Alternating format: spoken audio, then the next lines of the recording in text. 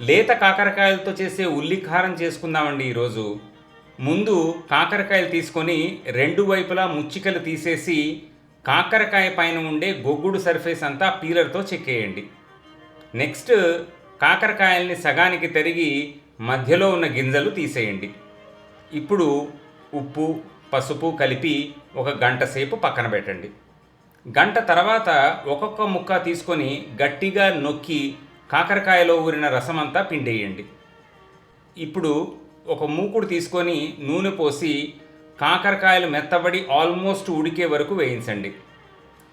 అవి పక్కన పెట్టి ఉల్లి, వెల్లుల్లి మిక్సీలో మెత్తగా రుబ్బిన పేస్ట్ నూనెలో వేసి సిమ్లో వేయించడం మొదలు పెట్టండి. కాసేపటికి కాకరకాయలు కూడా అందులో వేసి వేయించడం కంటిన్యూ చేయండి.